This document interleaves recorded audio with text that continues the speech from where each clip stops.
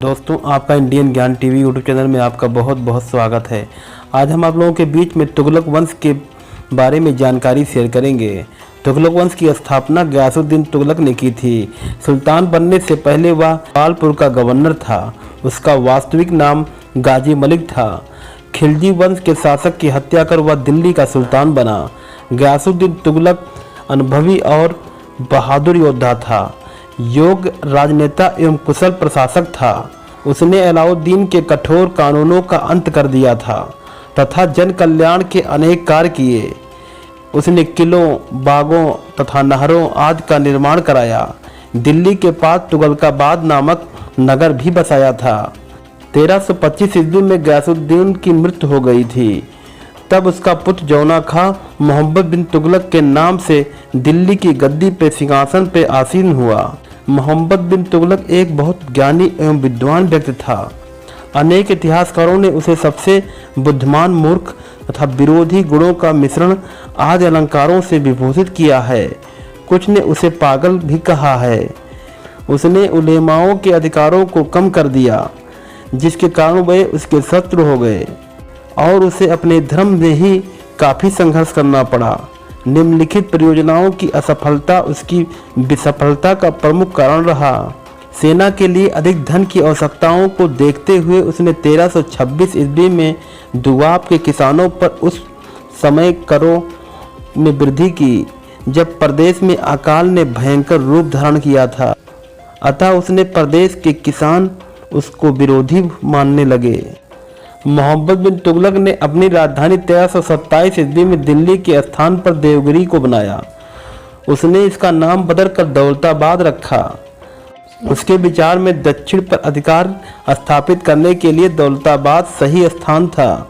इस लंबी यात्रा के कारण हजारों व्यक्ति तथा पशु मारे गए।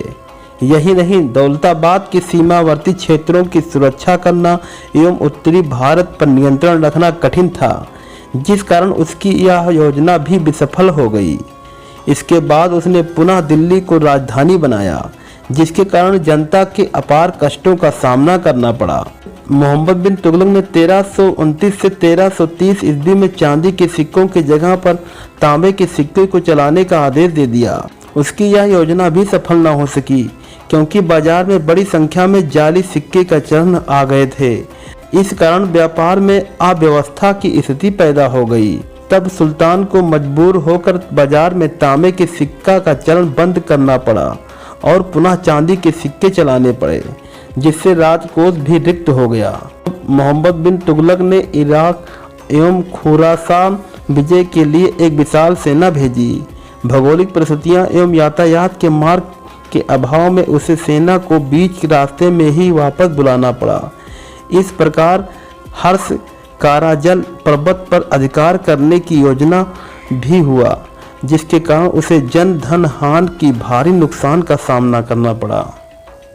मोहम्मद बिन तुगलक ने जिन योजनाओं पर अमल किया, जिससे जनता को राहत मिलने के स्थान पर हानि तथा दुख अधिक मिला, अंततः उसके साम्राज्य में हर ओर विद्रोह होने लगे, जिन पर विजय पाने में वह असफल साबित हुआ तथा उसके अपने अनेक क्षेत्रों में हाथ धोना पड़ा।